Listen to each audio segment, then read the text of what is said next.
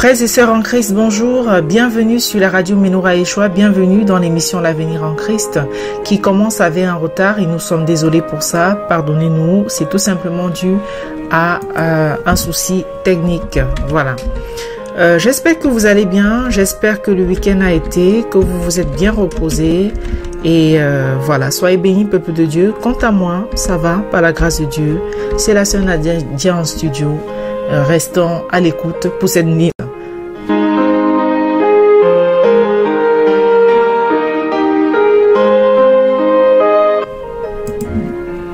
Le thème que nous allons aborder aujourd'hui, c'est d'une vie de braquage à une vie en Dieu. D'une vie de braquage à une vie en Dieu, peuple de Dieu.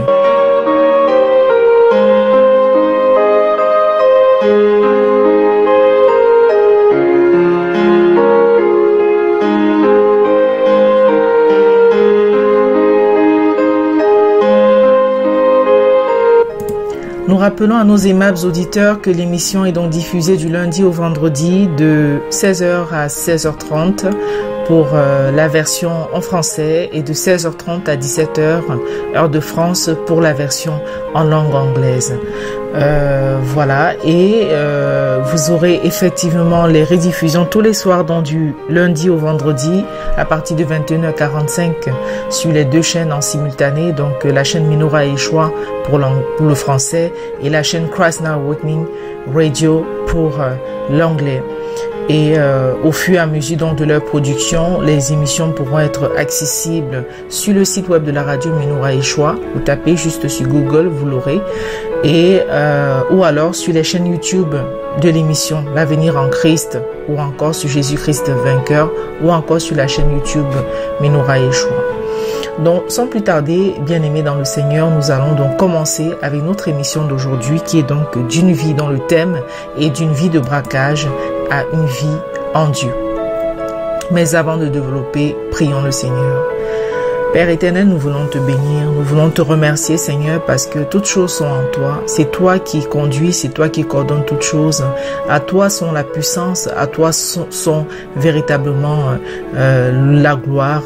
Seigneur, vraiment nous te prions de nous accompagner pendant cette émission, de te manifester puissamment Seigneur, afin que tout ce que nous allons dire soit pour ta gloire et soit pour l'évangélisation de ton peuple, soit pour amener encore davantage d'enfants vraiment à toi, tes enfants Seigneur, à toi, et nous te supplions Père de conduire toutes choses, de conduire l'émission, de contrôler ce que nous allons dire afin que tout ce que nous dirons Seigneur soit sous ton contrôle, soit sous le contrôle de ton Esprit Saint.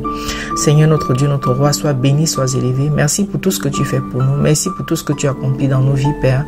Nous te prions de nous pardonner nos péchés, nous te prions Seigneur de bénir les pays vraiment de par le monde, de bénir la France, de bénir le Cameroun, de bénir les États-Unis, de bénir la Russie, la Chine, Seigneur, et bien d'autres pays, Seigneur, d'Israël, Seigneur, de bénir d'Israël et de conduire, de donner l'intelligence et la sagesse à ses dirigeants, de conduire vraiment tes enfants selon comment toi tu veux Seigneur et non comment selon le malin veut Seigneur. Contrecarre tous les plans du malin vraiment dans la gestion de ces différentes nations Seigneur, et que véritablement ils puissent conduire ton troupeau Seigneur vraiment à bon port. Père éternel, sois béni, sois élevé pour tout ce que tu fais pour nous au nom puissant de Jésus-Christ. Amen. Alors n'oublions pas, bien-aimés dans le Seigneur, que si donc quelqu'un est en Christ, il est une nouvelle créature.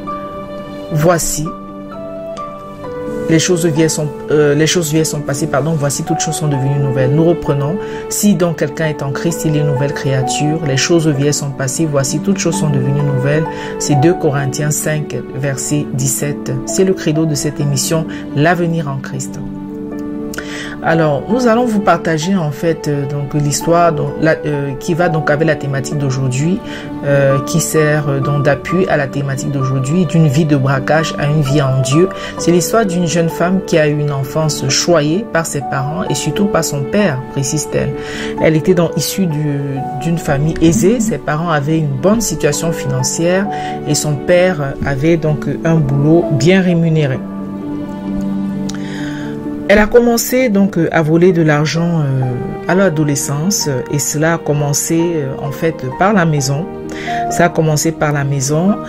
Son père était souvent en déplacement et il était souvent en mission et donc c'est sa maman qui subissait le plus ces vols. Et lorsque la maman constatait, elle grondait l'adolescente de l'époque et elle la frappait. Mais son père était beaucoup plus laxiste, il ne la reprimandait pas, il ne la frappait et cela donc poussait même la jeune femme à voler de l'argent à son père quand il était de retour à la maison.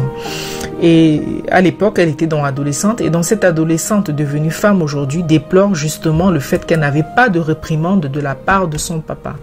Elle ajoute que si au moins son papa la fouettait suite à ses vols, comme sa mère le faisait, elle aurait peut-être très vite changé. Mais ce ne fut pas le cas, son père laissait faire et la situation est allée de mal en pis. Puis, elle a commencé à voler à l'école et ensuite dans la grande ville d'à côté. Donc, tous les week-ends, elle fuguait de la maison et allait dans la grande ville d'à côté commettre des petits larcins. Elle était avec une copine et un jeune garçon. Un jour, le jeune garçon lui a dit « Voici une nouvelle poudre de lait qui vient d'arriver, vas-y goûte ».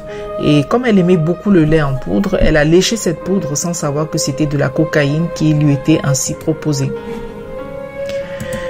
Cela l'a plongée dans un état léthargique pendant une semaine, au point où ses comparses ont pris peur et ont prévenu ses parents qu'elle était en fait dans la grande ville d'à côté, parce qu'en fait elle partait tous les week-ends, elle partait de chez elle, elle fuguait tous les week-ends et tout. Et donc le fait donc de fuguer, le fait donc d'être désobéissant, le fait de faire toutes ces choses, ça l'a conduit à donc vers la mauvaise compagnie qui fut donc très toxique pour cette jeune fille. Donc une semaine plus tard, lorsqu'elle recouvre ses esprits, le garçon lui fait comprendre que c'est la cocaïne qu'elle avait consommée et c'est comme ça qu'il a donc mis en contact avec son gang et l'a recruté pour distribuer de la cocaïne. Et chaque membre du gang avait son secteur de livraison dans les entreprises, dans les marchés, etc. Puis un jour, une dame va l'évangéliser et va la pousser à sortir du trafic de drogue. La jeune dame va ensuite perdre sa cargaison de drogue que la police va d'ailleurs saisir. Elle se retrouve donc sans rien et les membres de son gang vont lui dire « Maintenant que tu as beaucoup d'argent à nous rembourser, puisqu'elle avait perdu sa cargaison de drogue, tu vas te joindre à nous pour les braquages et c'est toi qui vas braquer ce soir et on se partagera le butin. » La jeune dame décide donc de braquer le même soir avec une arme au poing. Elle cible dans la maison d'un monsieur dont elle connaissait les enfants. Et lorsqu'elle est donc dans la maison du monsieur en pleine action, le monsieur donc chez qui elle a braqué vient vers elle. Il se rend compte que c'est une femme et même s'il ne la reconnaissait pas, mais il se rend bien compte que c'est une femme et il vient vers elle avec un gourdin et il lui dit « Mais ma fille, ne fais pas ça, tu es une femme, ne fais pas ce genre de choses, sors de ce genre de choses. » Et au moment où il levait la main, elle pensait d'abord qu'il voulait l'assommer. Elle a donc tiré un premier coup, puisqu'elle était armée. Elle a tiré un premier coup et la balle a touché l'homme à l'épaule. Ensuite, elle lui a tiré une deuxième fois sur la jambe. L'homme s'est écroulé, mais n'est pas mort, heureusement. Et 2 jours plus tard, elle est allée prendre de ses nouvelles. Il avait des bandages, mais il ne l'a pas reconnu comme étant dans sa braqueuse. Et donc, elle a pris des nouvelles tout naturellement, mais sans faire allusion au fait que c'est à cause d'elle qu'il se retrouvait donc dans cette situation déplorable. Alors, la dame raconte que les paroles de cet homme se sont en quelque sorte infiltrées dans son esprit comme une seconde évangélisation. Rappelez-vous, il y a une dame qui l'avait évangélisé une première fois, qui lui avait parlé du Seigneur une première fois. Et suite aux paroles de cette femme, la dame avait donc abandonné le trafic de drogue. Et maintenant, vu qu'elle faisait donc les braquages, donc quand cet homme lui dit ça, ces paroles sortent de là, donc ça agit en elle, ça infiltre son esprit et donc elle va donc décider d'arrêter cette mauvaise vie. mais sans complètement s'abandonner en fait encore à ce stade au Seigneur. Elle est sortie donc de cette mauvaise vie atteinte de tuberculose pulmonaire et qui se soigne après un traitement plutôt long. On sait que ça se soigne après un traitement plutôt long. Et à cause, ou grâce, on va dire grâce à sa maladie, parce que ça a vraiment débouché sur beaucoup de bénédictions. Donc grâce à sa maladie, elle va donc fréquenter une église. Et puis un jour, elle est tombée dans une servante de l'Éternel, donc à qui elle avait exposé dans son problème, son cas de maladie. Et la servante de l'Éternel lui a donc fait boire une eau. Elle lui a fait boire une eau sur laquelle elle avait prié. Et la jeune dame dit donc que cette eau-là l'a guérie de sa tuberculose. Puis cette servante de l'Éternel lui a dit ceci: tu as quelque chose de spécial. Tu as une grâce particulière qui fait que tu ramèneras beaucoup de gens à Dieu. Mais à cette époque-là, la jeune dame n'était pas encore convaincue. Son esprit n'acceptait pas encore le Seigneur. Et lorsqu'elle a fait ses examens médicaux, elle a réalisé qu'elle était complètement guérie. Qu'elle était complètement guérie donc, de sa tuberculose, alors que normalement c'est après un traitement médical plutôt long qu'on peut en guérir.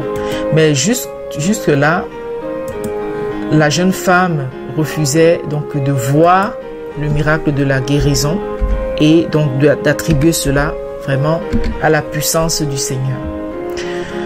Pour elle, juste un peu d'eau ne pouvait pas la guérir et elle préférait croire que c'est sûrement les féticheurs qu'elle avait consultés qui avaient pu la guérir. Donc elle préférait croire cela. Alors elle a recommencé donc à fumer, non pas la cocaïne cette fois, mais elle a juste recommencé à fumer de la cigarette jusqu'au jour où dans l'église, elle était attirée par l'église. Malgré toutes ces différentes péripéties, toutes ces différentes étapes, elle y allait comme ça. De temps en temps, et donc un jour elle va donc écouter une louange dans l'église qui va complètement la chambouler et qui va la transformer cette fois définitivement et qui va faire en sorte qu'elle accepte le Seigneur. Et il y a donc un incident qui va donc aussi se rajouter à ça. C'est que un jour il y a une pluie torrentielle dans l'endroit où elle vivait, au point où une de ses connaissances a été emportée et vraiment en est donc décédée. Une pluie fortement torrentielle et dont la connaissance en question a laissé la portière de la voiture ouverte et donc tout s'est engouffré et puis voilà, il y a eu cet incident et dont la dame a donc réalisé que si jamais elle mourait à cet instant-là, ce serait donc complètement la fin pour elle parce qu'elle-même elle connaissait la vie qu'elle menait, elle savait qu'elle n'avait pas encore procédé à une forte repentance, donc elle savait, même si elle commençait à fréquenter l'église, elle savait que oui, elle n'avait pas encore complètement accepté le Seigneur et voilà. Et donc la combinaison donc, de ces deux facteurs, donc cette louange qu'elle avait écoutée, dans l'église, qui l'a complètement transformée, plus cette pluie torrentielle qui a été mortelle pour une de ses connaissances, ont donc fait en sorte qu'elle se rende compte que il était plus que temps de s'abandonner totalement à Jésus. Et c'est ce qu'elle a fait. Et alors, à ses anciens compagnons de vol et de trafic, de trafic de drogue, elle s'en est éloignée, et puis, donc, pour ne plus les fréquenter, il savait qu'elle avait été malade, donc, elle disait qu'elle allait se soigner, qu'elle n'était plus du tout disponible, qu'elle allait se soigner, donc, elle s'est complètement, donc, retirée, de cette vie-là, chemin faisant. Alors, aujourd'hui, elle est chantre de l'Éternel. Elle est mariée à un homme de Dieu. Elle est mère de 7 enfants bien-aimés dans le Seigneur. Alléluia. À Dieu soit gloire. Véritablement est capable de ce genre de transformation dans la vie d'un individu, dans la vie d'un être humain. Et c'est véritablement quelque chose d'extraordinaire. Nous allons à ce point, à ce niveau, marquer une courte pause, bien-aimés dans le Seigneur. Le temps pour nous d'écouter une louange. Seigneur, dis un mot. Oui, dis un mot et les situations peuvent changer. Dis un mot, Seigneur, et les gens peuvent complètement changer de vie, comme ce fut le cas pour cette jeune dame, d'où l'intitulé de cette émission, d'une vie de braquage à une vie en Dieu. Nous revenons dans quelques instants, peuple de Dieu, juste après l'écoute de la louange. Restons à l'écoute.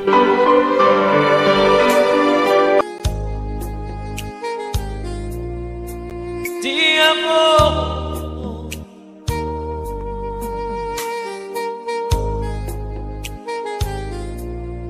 ti amor,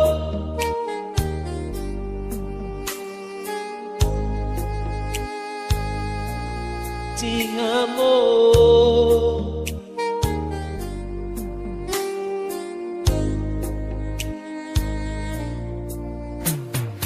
Seigneur, dis un mot dans ma vie. Seigneur, dis un mot dans ma vie. Seigneur, dis un mot dans ma vie. Seigneur, dis un mot dans ma vie. Yahweh, dis un mot dans ma vie. Yahweh, dis un simple mot dans ma vie. Yahweh, dis un mot dans ma vie. Yahweh, on est un simple mot dans ma vie. Tu es l'Adonai, El Shaddai, le roi des rois. Yahweh Nissi, Yahweh Sabaoth, Alpha Omega. Oh, dis un simple mot. Oh, tu es l'Adonai, El Shaddai, Yahweh Nissi, Yahweh Jireh, Yahweh Sabaoth, Alpha Omega. Dis un mot. Yahweh, dis un mot dans ma vie. Yahweh, dis un simple mot dans ma vie. Yahweh, on dit un mot dans ma vie. Yahweh, dis un simple mot dans ma vie. Yahweh, on dit un mot dans ma vie. Yahweh, on dit un mot dans ma vie. Seigneur, dis un mot dans ma vie. Seigneur, dis un mot dans ma vie. Seigneur, oh, dis un mot dans ma vie. Seigneur, dis un mot dans ma vie. Yahweh, mon papa, mon roi, mon Dieu souverain, je ne connais que toi seul, oh Jésus, je t'en supplie, oh. Dis quelque chose à ma faveur, change ma destinée, oh Jésus, je t'en supplie, oh. Et dis un mot. Je regarde devant moi, il n'y a personne. Je regarde derrière moi, il n'y a personne. À côté de moi, il n'y a personne. Ce n'est que toi, Jésus. Ne me laisse pas seul, Dieu de gloire. Mes yeux sont sur toi. Ne me laisse pas seul, roi des rois. Oh, la Bible dit que c'est pour moi, c'est Seigneur, que tu allais jusqu'à mourir sur la croix. Tu allais jusqu'à te faire courir, Seigneur, pour moi. Oh, je t'en supplie, oh, dis un mot. Yahweh, dis un mot dans ma vie. Yahweh, en dis un simple mot dans ma vie. Yahweh, dis un mot dans ma vie. Yahweh, dis un mot dans ma vie. Dis un mot. Dis simplement, je n'en peux plus. Dis seulement un mot, je n'en peux plus. Dis seulement un mot, je n'en peux plus. Dis seulement un mot, je n'en peux plus. Dis seulement un mot, Seigneur, je n'en peux plus. Dis seulement un mot, Seigneur, je n'en peux plus. Dis seulement un mot. Bienvenue peuple de Dieu de nouveau dans l'émission L'avenir en Christ sur la radio Menorah Yeshua. La thématique que nous abordons aujourd'hui, c'est d'une vie de braquage à une vie en Dieu. D'une vie de braquage à une vie en Dieu. Nous avons partagé l'histoire, le témoignage bouleversant de cette femme qui est passée par différents travers, différentes choses terribles, le trafic de drogue, les braquages, étant allé même jusqu'à tirer sur quelqu'un, étant armé. Dieu merci, la vie de cette personne n'est pas décédée, et jusqu'à donc de toutes ces vies, ces phases difficiles de la vie de quelqu'un, ces phases où on est dans le mal, plongé dans le mal le plus absolu, à la lumière de Dieu qui est venu vraiment, qui s'est révélé à cette jeune fille qui avait commencé donc à fréquenter une église. Elle est passée par la maladie et donc elle a été guérie par un miracle, et c'est à partir de là qu'elle va commencer à se dire, ah, ce Dieu-là vraiment il est fort, il est puissant, et il y a d'autres événements encore qui vont venir conforter davantage la foi de cette femme en son Créateur. Et elle a complètement changé de vie aujourd'hui. Aujourd'hui elle est chantre de l'Éternel, elle sert l'Éternel, elle est donc mariée à un homme de Dieu, ils ont 7 enfants. À Dieu soit la gloire pour ça. Alors, pour ceux qui n'ont pas écouté depuis le début, vous aurez donc la possibilité d'écouter toute l'histoire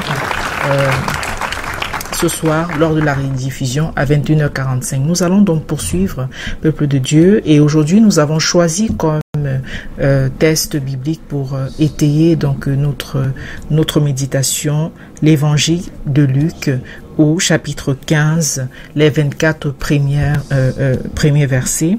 Nous allons lire donc dans la version Osterval de 1825. Nous lisons. Tous les péagers et les gens de mauvaise vie s'approchaient de Jésus pour l'entendre. Et les pharisiens et les scribes en murmuraient et disaient, cet homme reçoit les gens de mauvaise vie et mange avec eux. Mais il leur proposa cette parabole. Qui est l'homme d'entre vous qui, ayant 100 brebis, s'il en perd une, ne laisse les 99 au désert et n'aille après celle qui est perdue jusqu'à ce qu'il l'ait trouvée? Et qu'il l'ayant trouvée, ne la mette sur ses épaules avec joie. Et étant arrivé dans la maison, n'appelle ses amis et ses voisins et ne leur dise: réjouissez-vous avec moi, car j'ai trouvé ma brebis qui était perdue. Je vous dis qu'il y aura de même plus de joie dans le ciel pour un seul pécheur qui s'amende que pour 99 justes qui n'ont pas besoin de repentance? Ou qui est la femme qui, ayant 10 drachmes, si elle en perd une, n'allume une chandelle, ne balaie la maison et ne cherche avec soin jusqu'à ce qu'elle ait trouvé sa drachme? Et qui, l'ayant trouvée, n'appelle ses amis et ses voisines et ne leur dise « Réjouissez-vous avec moi, car j'ai trouvé la drachme que j'avais perdue. » Je vous dis qu'il y a de même de la joie devant les anges de Dieu pour un seul pécheur qui s'amende. Il leur dit encore, un homme avait 2 fils, dont le plus jeune dit à son père, « Mon père, donne-moi la part du bien qui me doit échoir. » Ainsi le père leur partagea son butin. Et peu de jours après, ce plus jeune fils, ayant tout amassé, s'en alla dehors dans un pays éloigné, et il y dissipa son bien en vivant dans la débauche. Après qu'il eut tout dépensé, il survint une grande famille en ce pays-là, et il commença à être dans l'indigence. Alors il s'en alla, et se mit au service d'un des habitants de ce pays-là, qu'il envoya dans ses possessions pour perdre les pourceaux. Et il eût bien voulu se rassasier des carouges que les pourceaux mangeaient, mais personne ne lui en donnait. Étant donc rentré en lui-même, il dit, « Combien y a-t-il de gens au gage de mon père qui ont du pain en abondance et moi je meurs de faim? Je me lèverai et m'en irai vers mon père et je lui dirai, « Mon père, j'ai péché contre le ciel et contre toi, et je ne suis plus digne d'être appelé ton fils. Traite-moi comme l'un de tes domestiques. » Il partit donc et vint vers son père. Et comme il était encore loin, son père le vit et fut touché de compassion, et courant à lui, il se jeta à son cou et le baisa. Et son fils lui dit, « Mon père, j'ai péché contre le ciel et contre toi, et je ne suis plus digne d'être appelé ton fils. » Mais le père dit à ses serviteurs, « Apportez la plus belle robe et l'en revêtez, et mettez-lui un anneau au doigt et des souliers aux pieds, et amenez un veau gras et le tuez. Mangeons et réjouissons-nous, parce que mon fils que voici était mort et qu'il est revenu à la vie. Il était perdu, mais il est retrouvé. » Et ils commencèrent à se réjouir. Alléluia. Nous acclamons vraiment la parole du Seigneur. Merci Seigneur pour le plein de miséricorde, ta parole pleine de grâce. Et que de Dieu, lorsque nous lisons dans ce passage magnifique de Luc, ces différentes histoires autour de la brebis égarée, autour de la drachme perdue, autant autour du fils prodigue, ça parle exactement de la même chose. Voilà, de quelque chose, de quelqu'un qui était perdu et donc qui est revenu dans la maison, qui est revenu dans le giron paternel. C'était également l'histoire de cette jeune femme qui était complètement perdue. Elle a souffert quelque part de l'autorité paternelle parce qu'elle dit bien dans sa jeunesse, lorsqu'elle commettait les vols à la maison, seule sa mère reprimandait. Son père était souvent en mission et quand bien même il rentrait et que la maman lui faisait part, il négligeait. Et la jeune dame dit peut-être que si à ce moment-là, le père avait été aussi sévère que la mère, parce que seule la mère lui donnait la fessée, seule la mère la reprimandait, mais le père avait tendance à laisser faire. Et elle-même, elle dit que peut-être que si son père avait été donc moins laxiste, elle n'aurait pas donc versé dans ces différents travers. Donc elle a cru que beaucoup de choses lui étaient permises, donc elle s'est véritablement égarée, donc commença à fuguer de la maison et commençant donc à aller vers le trafic de drogue, puis aller vers les gangs de braquage, puis vraiment jusqu'aux choses vraiment terribles. Mais Dieu merci, elle a fait la rencontre du Seigneur et aujourd'hui elle en est sortie. C'est pareil, peuple de Dieu, donc pour ces différents tests que nous avons lu, ce test que nous avons lu de Luc 15, le Seigneur dit que même si quelqu'un a 100 brebis et qu'il en perd une seule, il laissera les 99 brebis au désert et il ira chercher celle qu'il a perdue et pour la retrouver. C'est comme ça que le Seigneur agit avec nous, peuple de Dieu. Même lorsque nous nous égarons, lorsque nous sommes sur la mauvaise voie, le Seigneur a espoir que nous allons revenir vers lui. Et ce qu'il attend de nous, c'est que nous venions vers lui d'un cœur repentant, d'un cœur sincère, reconnaître notre faute. Oui, Seigneur, nous nous sommes égarés. Nous t'avons offensé. Pardonne-nous. Aide-nous à ne plus recommencer. Le Seigneur attend que nous venions vers lui vraiment avec ce cœur sincère et contrit. Il le dit encore avec la drachme, que si une dame a 10 drachmes et qu'elle en perd une seule, elle va balayer sa maison pour retrouver la drachme qu'elle a perdue et lorsqu'elle aura retrouvé, elle sera dans la joie. Même nous, quand nous perdons quelque chose d'important, qui a de la valeur et que nous retrouvons, nous avons envie de partager notre joie avec notre entourage. C'est normal. Donc, c'est pour dire que nous vivons véritablement du prix aux yeux de l'Éternel. Et que dire donc de cet enfant prodigue qui est allé par mont et par veau, a tout dilapidé, a vécu, lorsqu'il a tout dilapidé, il a commencé à vivre des situations difficiles. Il était donc dans des états de souffrance. Et ces états de souffrance nous rappellent donc ce que cette jeune dame aussi a traversé. Parce que lorsqu'elle était perdue, elle pouvait pas dire qu'elle était heureuse. Personne ne peut être heureuse en fumant, en se droguant, en cambriolant les gens. Personne ne peut dire qu'il est dans la joie en le faisant. On peut se masquer, on peut faire semblant d'être dans la joie, mais on n'y est pas du tout. Et donc, elle a traversé elle aussi ces difficultés. Parce que le fils prodigue même va dire, voilà, je cherche même à manger donc des carouges qui sont destinés en fait au porc, mais il a même du mal à trouver cela. Et il va donc dire, c'est mieux que je retourne vers mon père, c'est mieux que je retourne vers mon père. Et qu'est-ce que le père va faire? Le père va l'accueillir à bras ouverts. Le cœur va l'accueillir à bras ouverts. Et quand il va vers le père, qu'est-ce qu'il fait? Il reconnaît son péché, il dit, j'ai péché contre le ciel et contre toi. Et bien c'est ce que notre Seigneur Dieu Tout-Puissant attend de nous, peuple de Dieu. Alléluia. C'est ce qu'il attend de nous, que nous venions vers lui d'un cœur contrit, repentant et sincère, en disant nous avons péché. Alors si toi, mon grand gars, tu es empêtré dans tes trafics de drogue, tu es là dans les immeubles, au lieu d'aller travailler, on te propose du travail, tu ne travailles pas, tu es là, tu aides avec les bandes de jeunes qui envahissent les halls des immeubles parce qu'ils comptent sur le trafic de drogue pour pouvoir s'en sortir. Ou bien si toi, tu es parent de ce genre d'enfant, voilà, qui est là, machin, qui erre là dans les halls des immeubles pour pourrir la vie au voisinage et voilà, comptant sur la drogue, comptant sur les trafics, comptant sur les braquages pour pouvoir y arriver, ben sache qu'il y a de l'espoir pour toi. Il suffit vraiment, si tu m'écoutes et que tu es concerné par ça, si tu as une connaissance qui est concernée par toi, sache qu'il y a de l'espoir pour toi. L'espoir se trouve en Jésus-Christ. Il faut simplement venir à lui, au pied de la croix, déposer vos fardeaux. Si vous avez parlé, l'enfant n'a pas écouté, gardez-le dans vos prières. Continuez à le garder dans les prières sans relâche. Faites votre part et votre Dieu fera le reste. Le Seigneur sait quelle portion il réserve à chacun. Faites seulement votre part. Donc, et toi, si tu es directement concerné, si c'est toi le dealer, toi le trafiquant, sache qu'il y a une porte de sortie qui se trouve en Jésus-Christ, seul. Alléluia. Il est bon pour toi. Il est bon pour nous tous. Il est bon pour nous tirer de là. Moi aussi qui vous parle, le Seigneur m'a tiré vraiment des choses bizarres et terribles que j'ai eu à faire dans le passé. Et je bénis le Seigneur. Alors si ça a été possible pour moi, toi mon frère, toi ma soeur, c'est possible pour toi. C'est possible pour tout le monde. Il suffit vraiment d'y croire fermement et de vous accrocher véritablement à l'espoir que représente la croix pour nous. La croix pour nous représente la nouvelle vie. On passe de la mort à la vie. On passe de la mort à la vie. Alléluia. Voilà, peuple de Dieu, c'est ce que nous voulions partager avec vous aujourd'hui. Soyez bénis. Merci de nous avoir écoutés. Nous allons passer donc sur la chaîne anglophone de langue anglaise, donc Christ Now With Me, pour la version langue anglaise de ce programme. Demain 10h, vous aurez les matinales de Rachel. Avant, dès 8h30, vous aurez donc Péniel à la rencontre de Dieu sur cette même chaîne. Et puis donc l'avenir en Christ, donc demain 16h30, s'il plaît à Dieu. Et samedi, donc la révélation du Messie. Voilà, 10h. Merci, peuple de Dieu, soyez bénis.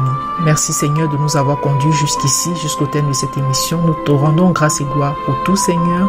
Père éternel, nous te prions vraiment de visiter tous ces jeunes, tous ces gens qui sont empêtrés dans les trafics de drogue ou de tout genre, qui sont empêtrés dans des braquages, dans des vols, qui pourrissent la vie vraiment des gens de leur voisinage, Seigneur, et qui détruisent la vie des gens avec ces drogues qui poussent des gens à consommer, Seigneur.